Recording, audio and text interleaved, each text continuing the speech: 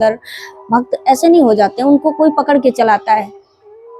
तभी तो कई लोग देखो घर छोड़ के, या कितने बड़े बड़े साधु महात्मा हुए उनके भी द्वारा सुना होगा। तो ये सब ईश्वर की ही दया से संभव होता है। मान लो 10 मूर्तियां रखी हैं, तो उसमें एक बार 10 मिनट का हमारे पास समय है, सुबह निकल गए तो देखा 10 मूर्तियां रखी हैं और समय 10 मिनट का है, तो किसके किसके पास में हम पूजा करेंगे? 50 ग्राम चिनौरी ले गए और किस किस के पास में रखेंगे? और एक जगह अगर भोग लगा देते हैं तो वो नाराज हो जाएंगे कि उनको ज्यादा भाव देते हैं, महत्व देते हैं, हमको कम, वो नाराज होंगे। वही जानना चाह रहा हूँ। तो ये प्राणी का भ्रम होता है। ईश्वर तो एक ही है, मूल उनका स्थान है। वैसे तो रोम रोम से जाते हैं वो।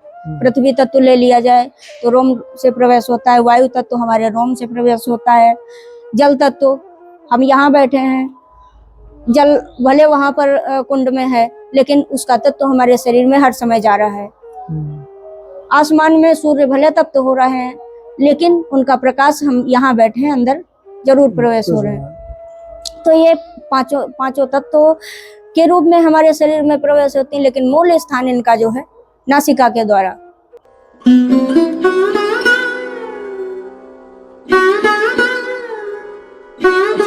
कितने लोग भक्ति कर रहे हैं संसार में अभी, क्योंकि अभी देख रहे हैं जैसे हम ही देखते हैं अपने यहाँ पे भक्तों की संख्या दिन पे दिन बढ़ती जा रही है। तो भक्ति का कोई पैरामीटर है कि भगवान की कृपा हम पे हो रही है, या ऐसे कैसे पता चलेगा कि हम जो भक्ति कर रहे हैं वो हम सही रास्ते में और भगवान की कृपा हमें अनुभूति प्राप्त हो सकती है? इसका कोई पैरामीटर रहता है? जी, उसमें अनुभूति होने लगती है। जैसे कई प्रकार से स्वप्न में मंदिरों के, देव स्थानों के, साधु महात्माओं के, या जैसे ज्यादा दया होती है तो तुमको बहते हुए नल दिखाई पड़ेंगे, जिसे नाले वगैरह बोलते हैं, क्या बोलते हैं यहाँ, नाला वो, हाँ, वो दिखाई पड़ेंगे। तो भवसागर का रूप होगा कि उसमें जैसे पहले लेवल की हुई दया उनकी, तो वो गहरे दिखाई पड़ेंगे, गंदले दिखाई पड़ेंगे कि मतलब तुम्हारे अंदर सफाई नहीं है। अब जितना गंदा पानी दिखाई देगा उतने ही ये समझ लो अभी हमारे कर्म बंधन है, अभी हम गहराई में हैं। अच्छा, स्वप्न में दिखाई दे तो? हाँ, स्वप्न में अनुभव करने लगेंगे। वो स्वप्न साक्षात होता है, स्वप्न को स्वप्न लोग मानते हैं, और जो समझ गया वो सत्य है। ये जो दिखाई दे रहा है ये झूठा है, और जो वो है वो सत्य है, क्योंकि वो ईश्वर बेचते हैं, कोई कारण होता है। मान लेते हैं हम भी कोई रचना करते हैं, छोटे बच्चे को ले लो, कोई वो खिलौना देखा है बनाते हैं, तो वो बनाता है, उसका भी कोई उद्देश्य होता है। तो जब ईश्वर स्वप्न देंगे, कई तो स्वप्न ऐसे आते हैं कि जिनका हम याद करेंगे, याद करते करते सोएंगे तो वो संसार का रहेगा, वो दिखेगा। तो वो बुद्धि हमारी अपने बायोडाटा में भरे हुई है। अगर अकस्मात कोई स्वप्न आता है तो वो फिर ईश्वर के द्वारा दिया हुआ है। हाँ, तो उनको फिर ईश्वर की अनुभूति समझनी चाहिए। तो ऐसे करके कई प्रकार से स्वप्न आते हैं जिनको साक्षात ईश्वर की ही कृपा होनी चाहिए, ऐसा समझ के ही आगे कदम बढ़ाना चाहिए। सतर्क हो जाना चाहिए कि अभी हमारे अंदर कितने कर्म बंधन है, और यदि स्वच्छता दिखती है, साफ सफाई का स्थान दिखता है, उस समय देख लेना चाहिए कि हम उस लेवल के हो गए हैं, अब आगे कहीं कदम बढ़ने वाला हमारा है। और सांसारिक स्वप्न आते हैं तो इनका मतलब अभी भक्ति मार्ग पर चले ही नहीं है, इसका मतलब वो बुद्धि भी भ्रमित होती है। अभी हम सांसारिक जो ऊर्जा है वो अभी हमारी बहुत पलड़े में बहुत वजन है, सांसारिक की तरफ ज्यादा है, भक्ति मार्ग की तरफ नहीं है, ऐसा ही ना? हाँ।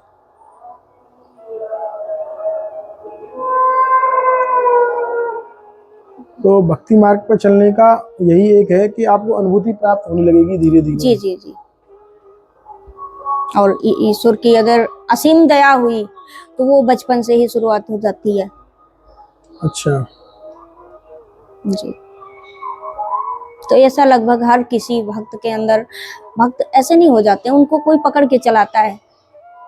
तभी तो कई लोग देखो घर छोड़ के, या कितने बड़े बड़े साधु महात्मा हुए उनके भी द्वारा सुना होगा। तो ये सब ईश्वर की ही दया से संभव होता है। घर में रहकर कोई मंत्र जाप आपके अनुसार कुछ ऐसा कि और हम निकट पहुंच सके भगवान के, कुछ ऐसा रास्ता है?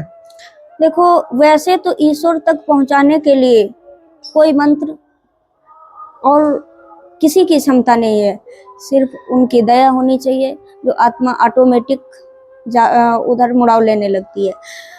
और वैसे तो मंत्र बहुत सारे हैं, देवी देवताओं के 33 कोटि देवी देवता हैं, किसमें भ्रमित होंगे हम? हाँ, वही मैं जानना। छोटा सा मंदिर है, उसमें मान लो 10 मूर्तियां रखी हैं, तो उसमें एक बार 10 मिनट का हमारे पास समय है, सुबह निकल गए तो देखा 10 मूर्तियां रखी हैं और समय 10 मिनट का है, तो किसके किसके पास में हम पूजा करेंगे? 50 ग्राम चिनौरी ले गए और किस किस के पास में रखेंगे? और एक जगह अगर भोग लगा देते हैं तो वो नाराज हो जाएंगे कि उनको ज्यादा भाव देते हैं, महत्व देते हैं, हमको कम, वो नाराज होंगे। वही जानना चाह रहा हूँ। तो ये प्राणी का भ्रम होता है, ईश्वर तो एक ही है। तो जब जान रहे हैं कि पेड़ एक है और उन्हीं के सारे पत्ते हैं, तो पत्तों को सींचेंगे तो सही रहेगा कि मूल को सींचेंगे? आवश्यकता पड़ने पर सबको हाथ जोड़ लो कि शनि देव बाबा नाराज हैं तो उनको प्रणाम करें, प्रभु शनि देव बाबा को आदेश दो कि शनि देव बाबा कृपा बनाए रखें। आप भी विनती कर ले उनसे 1 मिनट जाके, लेकिन मूल जो है उसको पकड़े रहो तो सब प्रसन्न रहेंगे। मूल मतलब जड़, मूल का मतलब होता है जड़। नहीं, वो तो समझ गया, मूल कौन से, वही तो जानना है। आपके अनुसार मूल कौन से हैं? मूल तो देखो उनको अनुभव किया जा सकता है, अनुभव किया जा सकता है। ईश्वर ने कहा है कि जो मैं हूं सो आप हैं, जो आप हैं वो मैं हूं। तो भगवान ने ये भी कहा है कि जो कुछ संसार में आप देख रहे हैं सब में तो मैं वास करता हूँ, सब मेरे स्वरूप हैं, लेकिन मूल मेरे 3 नाम हैं और तीनों के द्वारा मैं हर समय विचरण करता हूँ। वही जानना है मुझे। पहले नंबर के आते हैं सच्चिदानंद, सत चित आनंद। जो भगवान कहते हैं भगवान को खोजो, तो कहते हैं मैं, जैसे कहा है कि मैं सबके उसमें वास करता हूँ। तो सत्य मतलब इस संसार में आने के बाद 2 ही रास्ते हैं, एक धर्म और एक अधर्म। या तो धर्म का मार्ग अपना लो तो धर्म ही धर्म चलो, कठिनाई तो आएगी लेकिन उसमें आपको मदद भी मिलती रहेगी। और ये अधर्म है तो ये नहीं, फिर कभी धर्म तो कभी अधर्म, फिर रावण जैसा अधर्म ही अधर्म करो भाई। अगर मरेंगे तो नाम तो होगा, कुछ करेंगे तो नाम तो आगे होगा, हाँ इतना था, कम से कम साहस तो किया। तो जैसे सत्य पर ले लिया जाए, भगवान ने कहा है कि मैं केवल सत्य हूँ, वहां पर शोक का कोई नाम नहीं। और अधर्म पे तो कदम कदम पे धोखा रहता है, किसी कोई गलत कार्य कर दो, आपके पास पीछे फोर्स लगी है तो हर समय डर, शोक ही चिंता ही में डूबे हो, सत्संग चाहे जितना बढ़िया हो रहा हो। बिल्कुल। तो वो क्या है, जैसे कहते हैं सत्य, तो सत्य पे चलो। तो दूसरा शब्द दिया है चित्त।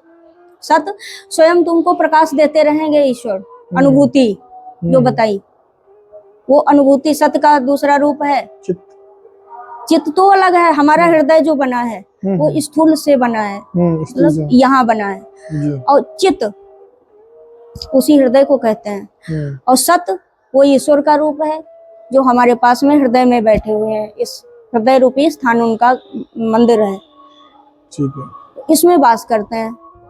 तो चित्त मतलब अपने चित्त हृदय को जितना हम सत्य रखें, मतलब जितना विचार कर सकें, किसी को कष्ट न हो, सदकर्म कर सकें, उसी को कहेंगे सत्य। ठीक है। और उसको मदद आपको कैसे मिलेगी, जैसे अभी जल का उदाहरण हमने दिया स्वप्न से के द्वारा, तो वैसे आपको मदद मिलती रहेगी जो हर कठिनाई से पार होते रहोगे। और चित्त आनंद, जब तुम्हारा चित्त पवित्र हो जाएगा तो तुम्हारे पास टाइम नहीं भी है, या चलते चलाते सुन लिया, तुमसे 2 दिन बाद पूछा जाए सत्संग कैसा हो रहा था, तुम फटाक से बता दोगे। और वैसे तुम्हारे अंदर कोई चिंता बनी हुई है, यहाँ बैठो भले 2 घंटे कोर्स लगा है, तुम्हारा दिमाग वहां बैठा रहेगा, 10 मिनट बाद पूछा जाए भैया क्या बात हो रही थी, बता ही नहीं पाओगे। तो इसका मतलब आंखों के सामने अंधेरा था, तुम्हारी बुद्धि के सामने अंधेरा था। तो ये होता है सच्चित, पहले नाम का उदाहरण या परिचय, ईश्वर किस रूप में है। दूसरा आता है ब्रह्म, ब्रह्म रूप से, वो हमारे ब्रह्मांड को लेके लिया है विद्वानों ने, ईश्वर ने अपना स्वरूप दिया है ब्रह्म का। तो कहा है ब्रह्म अपने लिए क्या दिया है कि ब्रह्म नंदनम परम सुखदम केवलम ज्ञान मूर्तिम द्वंद्वातीतम गगन सदृशम एकम नित्यम विमलम चलम भावातीतम त्रिगुण रहितम सतगुरुम तम प्रणामम। ऐसे सतगुरु को मैं प्रणाम करता हूँ, जो हमारे बुद्धि मतलब दिमाग में बैठ के ज्ञान रूप, भगवान ने कहा है मेरा दूसरा स्वरूप क्या है, ज्ञान का, केवलम ज्ञान रूपिणम। मैं संसार में तो हर रूप में विचरण करता हूँ, हर प्राणी के पास में हूँ, लेकिन ज्ञान का आकार मुझको देखा जाए तो साक्षात्कार क्या है, ज्ञान का। किसके पास में कितना बड़ा ज्ञान है, ज्ञान तो हर किसी के अंदर है। तो कहे केवलम ज्ञान रूपिणम, तभी विद्वानों को कहा है विद्वानम सर्वत्र पूज्यते राजा, तो अपने राज्य में ही पूजा जाता है, विद्वान हर जगह पूजा जाता है।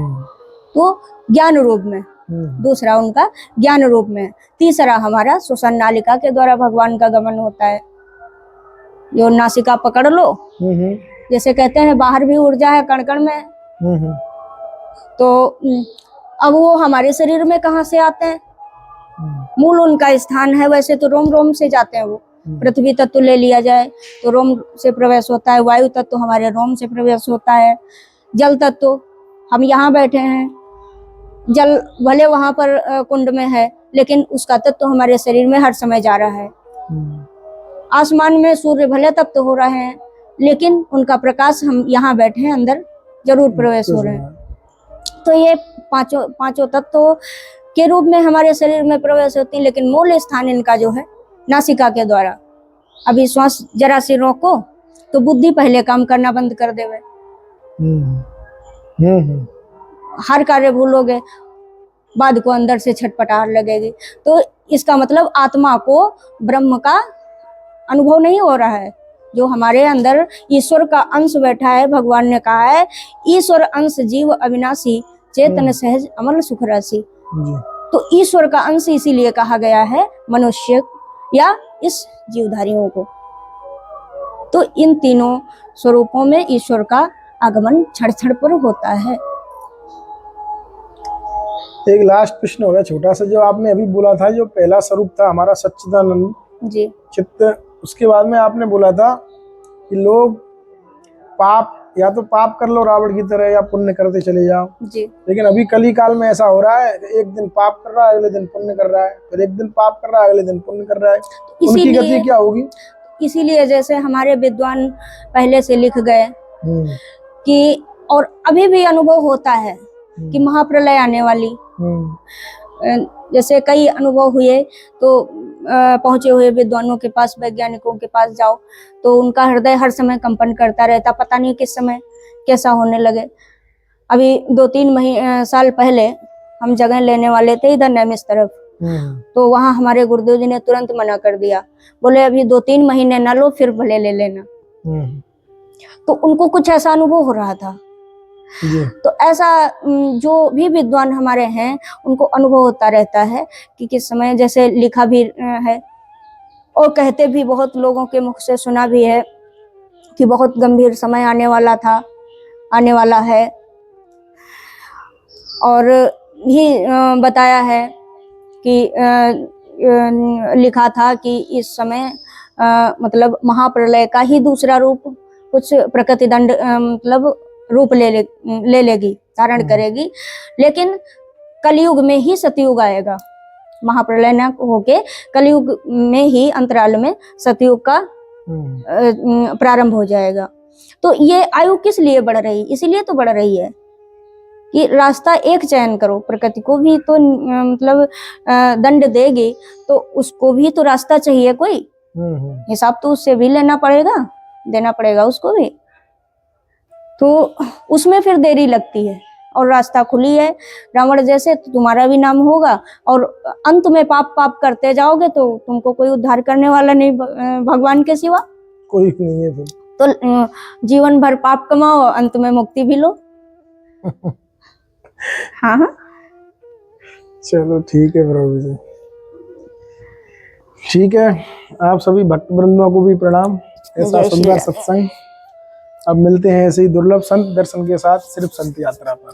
जय श्री राधे। जय श्री राधे। धन्यवाद। जय श्री राधे। जय श्री जय श्री कृष्ण।